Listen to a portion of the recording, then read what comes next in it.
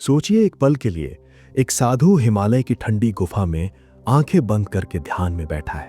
एक डॉक्टर अस्पताल में किसी मरीज की तकलीफ कम करने की कोशिश कर रहा है और एक पुलिस अधिकारी सड़क पर एक युवक को नशे के शक में रोककर पूछताछ कर रहा है।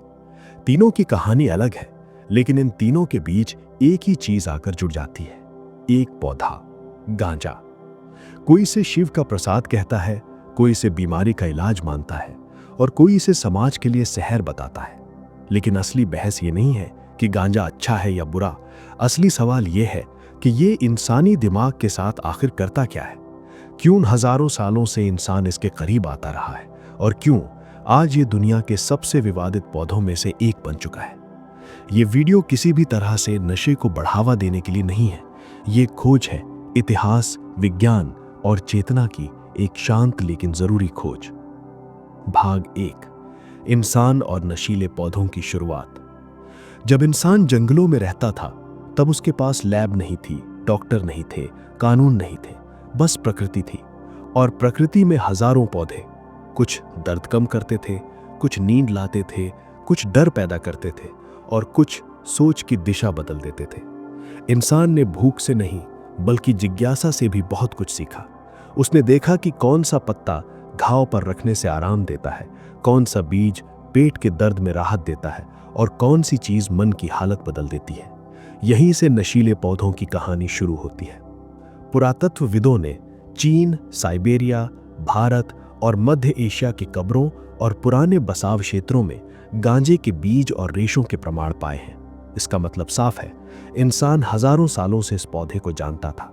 लेकिन यह जानना जरूरी है कि हर जगह इसका इस्तेमाल नशे के लिए नहीं होता था। कई सभ्यताओं में ये खेती और जीवन का साधन रहा। कहीं इससे मजबूत रस्सियां बनती थीं, कहीं कपड़े बनते थे, कहीं तेल निकाला जाता था और कहीं इसे धार्मिक अनुष्ठानों में उपयोग किया जाता था। यानी ये पौधा एक ही समय में उपयोगी भी था और रहस्यमय भी। धीरे धीरे इंसान ने इसकी अलग अलग किस्में पहचानी और अलग अलग असर समझे। कुछ जगह इसका प्रयोग कम मात्रा में किया गया और कुछ जगह इसका प्रयोग अधिक मात्रा में करके मन को बदलने का अनुभव लिया गया। और यही बिंदु इस कहानी को पेचीदा बनाता है, क्योंकि किसी भी शक्तिशाली चीज की तरह यहां भी सवाल मात्रा का है, संदर्भ का है और व्यक्ति के मन का है। भाग 2, शिव, भांग और आध्यात्म। भारत में गांजा सिर्फ एक पौधा नहीं रहा, ये प्रतीक बन गया। भांग, शिव, वैराग्य और तप का प्रतीक। लोक कथाओं में कहा जाता है कि शिव तपस्या के दौरान वनस्पतियों का सहारा लेते थे। कुछ परंपराओं में यह भी माना गया कि समुद्र मंथन के बाद जब हलाहल निकला, तब शिव ने संसार की रक्षा के लिए उसे पी लिया और बाद में शांति के लिए वनस्पतियों की ओर गए। ऐसे किस्से लोगों के मन में इस पौधे को आध्यात्मिक रंग दे देते हैं। महाशिवरात्रि पर आज भी कुछ स्थानों पर भांग चढ़ाने की परंपरा मिलती है। कई साधु इसे ध्यान का सहायक मानते हैं, पर ध्यान दीजिए, शास्त्रों और परंपराओं में कहीं भी असीमित नशे की वकालत नहीं दिखती। वहां संयम, तप और अनुशासन की बात बार बार आती है। कुछ साधुओं के लिए ये साधना का हिस्सा हो सकता है, लेकिन वही परंपराएं ये भी कहती हैं कि अगर संयम ना हो तो साधना भी पतन बन सकती है। यानी केवल पदार्थ नहीं, महत्वपूर्ण है मन की तैयारी और मर्यादा भी उतनी ही जरूरी है। यहाँ एक और बात समझना जरूरी है, आध्यात्म के रास्ते में जो चीज किसी के लिए सहायक लगती है, वही दूसरे के लिए बाधा बन सकती है, क्योंकि हर इंसान की मानसिक बनावट अलग होती है। किसी का मन स्थिर होता है, किसी का मन अशांत होता है, और अशांत मन अगर किसी मजबूत प्रभाव के साथ जुड़ जाए तो अनुभव गहरा भी हो सकता है और खतरनाक भी। भाग 4, विज्ञान क्या कहता है। अब आते हैं असली सवाल पर, गांजा दिमाग में करता क्या है। इसका जवाब सिर्फ धारणाओं से नहीं, बल्कि शरीर के भीतर चलने वाली जैविक व्यवस्था से मिलता है। हमारे शरीर में एक सिस्टम होता है जिसे एंडोकैनाबिनॉइड सिस्टम कहा जाता है। ये सिस्टम मूड, नींद, दर्द, भूख, डर और याददाश्त जैसी चीजों को नियंत्रित करने में भूमिका निभाता है। शरीर खुद ऐसे रसायन बनाता है जो इन रिसेप्टर्स से जुड़कर संतुलन बनाए रखते हैं। गांजे में मौजूद प्रमुख तत्व THC और CBD इन्हीं रिसेप्टर्स के साथ अलग तरीके से जुड़ते हैं। THC अधिकतर साइकोएक्टिव प्रभाव के लिए जाना जाता है, यानी ये सोच और अनुभूति में बदलाव पैदा कर सकता है। CBD अलग तरह से काम करता है और कुछ मामलों में एंजाइटी या इन्फ्लेमेशन जैसी चीजों पर असर दिखाता है। पर यहाँ भी साफ बात यह है कि सबका अनुभव एक जैसा नहीं होता। जब THC दिमाग के रिसेप्टर्स पर असर डालता है तो कई चीजें बदल सकती हैं। समय अजीब लगने लगता है, कुछ लोगों को मिनट घंटों जैसे खिंच गए, कुछ लोगों को रंग और आवाज ज्यादा तीव्र लगते हैं, किसी को हंसी ज्यादा आती है, किसी को बातों में अर्थ ज्यादा दिखने लगता है और किसी को बेवजह डर महसूस होता है। ये डर कभी कभी पैनिक में बदल सकता है। कुछ लोग गहरी शांति महसूस करते हैं और कुछ को घबराहट होने लगती है। यहीं से इसकी दोहरी प्रकृति शुरू होती है। याददाश्त पर भी असर का जिक्र विज्ञान में मिलता है। खासकर शॉर्ट टर्म मेमोरी कुछ देर के लिए गड़बड़ा सकती है। इसलिए कई लोग उसी समय की बात भूल जाते हैं या ध्यान टिक नहीं पाता। और यही कारण है कि कुछ लोग इसे क्रिएटिविटी बढ़ाने वाला कहते हैं, जबकि कुछ लोग इसे फोकस बिगाड़ने वाला कहते हैं। दोनों अनुभव सच हो सकते हैं क्योंकि परिस्थितियां और व्यक्ति अलग होते हैं। भाग 4, खतरे जिन्हें नजरअंदाज नहीं किया जा सकता।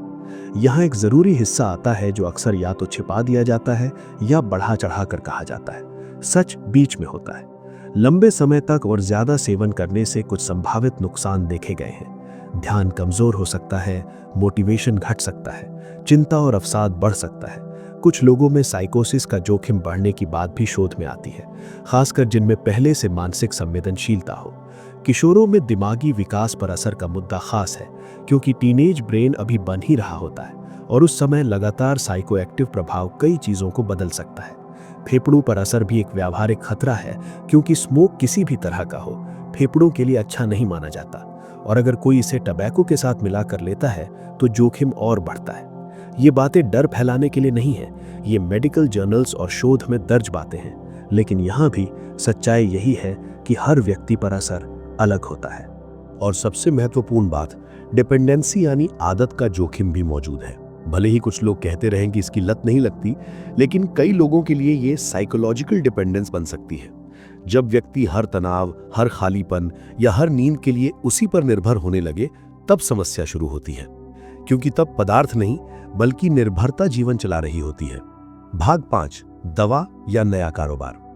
आज कई देशों में मेडिकल कैनबिस लीगल है और कुछ स्थितियों में डॉक्टर इसे प्रिस्क्राइब भी करते हैं, जैसे कैंसर पेन, कुछ प्रकार की एपिलेप्सी, कुछ न्यूरोलॉजिकल समस्याएं, कुछ केसेस में नोजिया या मसल स्पैस्टिसिटी जैसी दिक्कतें। यहाँ उद्देश्य नशा नहीं होता बल्कि सिम्टम रिलीफ होता है और मात्रा तथा गुणवत्ता को नियंत्रित किया जाता है। यही मेडिकल अप्रोच का मूल है। लेकिन रिक्रिएशनल यूज अलग चीज है। वहाँ एक बहुत बड़ा बाजार खड़ा हो चुका है। एडिबल्स, ऑयल्स, ड्रिंक्स, वेप्स और कई तरह के प्रोडक्ट्स। अब इसे लाइफस्टाइल बनाकर बेचा जाता है और इतिहास बताता है जहां पैसा आता है वहां सच्चाई अक्सर पीछे चली जाती है। ठीक वैसे ही जैसे तंबाकू के साथ हुआ, शराब के साथ हुआ और कई इंडस्ट्रीज के साथ होता रहा। जब प्रचार और मुनाफा हावी हो जाए तो नुकसान की बातें धीमी कर दी जाती हैं और फायदे की बातें तेज कर दी जाती हैं। यहाँ एक सावधानी और जरूरी है। मार्केट में मिलने वाली चीजों की पोटेंसी पहले के मुकाबले कई जगह बढ़ चुकी है। यानी आज का प्रोडक्ट कल के मुकाबले ज्यादा स्ट्रांग हो सकता है और स्ट्रांग चीज का मतलब है रिएक्शन भी ज्यादा अनप्रेडिक्टेबल हो सकता है, खासकर नए उपयोगकर्ताओं के लिए। भाग 6, गांजा कब अपराध बना। अब सवाल आता है कि जो पौधा हजारों सालों से अलग अलग रूप में मौजूद था, वो अचानक अपराध कैसे बन गया। इसका बड़ा हिस्सा 20वीं सदी के जियोपॉलिटिक्स और सोशल फियर से जुड़ा है। कई पश्चिमी देशों में इसे लेकर डर फैलाया गया। अखबारों में सेंसेशनल खबरें, फिल्मों में एग्जैजरेटेड चित्रण और कुछ जगह पॉलिटिकल एजेंडाज ने इसे एक खतरे के रूप में पेश किया। कुछ इंडस्ट्रीज को हेम्प से कंपटीशन का डर भी बताया जाता है, क्योंकि हेम्प से कपड़ा, कागज और कई उत्पाद बन सकते हैं। धीरे धीरे कानून बने और फिर वही सोच बाकी दुनिया तक पहुंची। अंतर्राष्ट्रीय संधियों का दबाव बढ़ा और कई देशों ने कठोर कानून अपनाए। भारत में भी अंतर्राष्ट्रीय एग्रीमेंट्स के बाद सख्ती बढ़ी, लेकिन भारत की परंपराएं और कानून कई बार टकराने लगे, क्योंकि एक तरफ सामाजिक और धार्मिक संदर्भ थे और दूसरी तरफ लीगल फ्रेमवर्क। यही वजह है कि आज भी कई जगह लोग इसे संस्कृति से जोड़कर देखते हैं और कानून इसे अपराध मानता है। इस टकराव में सबसे ज्यादा फंसता है आम व्यक्ति। भाग 7, चेतना का रहस्य। अब आते हैं उस हिस्से पर जहां बहस सबसे ज्यादा भावुक हो जाती है। कुछ लोग कहते हैं गांजा चेतना खोल देता है, कुछ कहते हैं ये भ्रम पैदा करता है। न्यूरोसाइंस एक दिलचस्प बात बताता है कि अगर दिमाग की केमिस्ट्री बदली जाए तो अनुभव बहुत वास्तविक लग सकता है। ध्यान, मंत्र और सांस के जरिए भी ब्रेन स्टेट्स बदलते हैं और सब्सटेंसेस के जरिए भी। लेकिन हर रियल लगने वाला अनुभव जरूरी नहीं कि सुरक्षित हो। कई लोगों को लगता है कि उन्हें गहरी इंसाइट्स मिल रही हैं, कि दुनिया का सच खुल रहा है, कि वे किसी नई समझ में पहुंच गए हैं। ये संभव है कि कुछ रिफ्लेक्शंस सच में हेल्पफुल हों, लेकिन ये भी उतना ही संभव है कि वो ओवर इंटरप्रिटेशन हो, यानी दिमाग छोटी चीज़ों में बड़े अर्थ जोड़ने लगे और व्यक्ति खुद को बहुत कॉन्फिडेंट महसूस करने लगे, जबकि वो गलत दिशा में जा रहा हो। और यहाँ एक साइकोलॉजिकल ट्रैप है। जब कोई बार बार उसी अनुभव को पाने के लिए उस पदार्थ पर लौटता है, तब उसका ध्यान बाहरी सहारे पर टिक जाता है, जबकि असली उद्देश्य यदि मानसिक स्पष्टता है तो स्थिरता और अनुशासन ज्यादा टिकाऊ रास्ता बनते हैं। भाग 8, संतुलित निष्कर्ष। तो गांजा क्या है, देवताओं का वरदान या सभ्यता की भूल? सच ये है कि ये एक पौधा है जिसमें शक्तिशाली रसायन है जो इलाज भी कर सकते हैं और नुकसान भी कर सकते हैं। ये एक आईना है जो इंसान की चाह, उसके डर और उसकी सीमाओं को दिखाता है। अंधा समर्थन भी खतरनाक है और अंधा विरोध भी। अगर कोई इसे चमत्कार मानकर हर चीज का समाधान समझ ले तो वो खुद को नुकसान में डाल सकता है, और अगर कोई इसे सिर्फ राक्षस मानकर इसके वैज्ञानिक और चिकित्सीय पहलू को नकार दे तो वो भी अधूरा सच पकड़ रहा है। समझ, विज्ञान और जिम्मेदारी, यही असली रास्ता है। अगर कहीं मेडिकल जरूरत है तो डॉक्टर की निगरानी में नियंत्रित तरीका अलग बात है, और अगर कोई सिर्फ एस्केप के लिए या पीयर प्रेशर में इसे चुनता है तो वहां खतरे ज्यादा है, क्योंकि तब निर्णय चेतना से नहीं, मजबूरी से होता है। और अंत में एक सवाल आपसे, क्या हम किसी भी चीज को सिर्फ लेबल के आधार पर जज करते हैं, या उसके प्रभाव, उसके संदर्भ और उसकी कीमत को भी समझते हैं? क्योंकि असली परिपक्वता यही है कि हम फैसिनेशन और फियर के बीच नहीं, बल्कि समझ और जिम्मेदारी के साथ खड़े हों।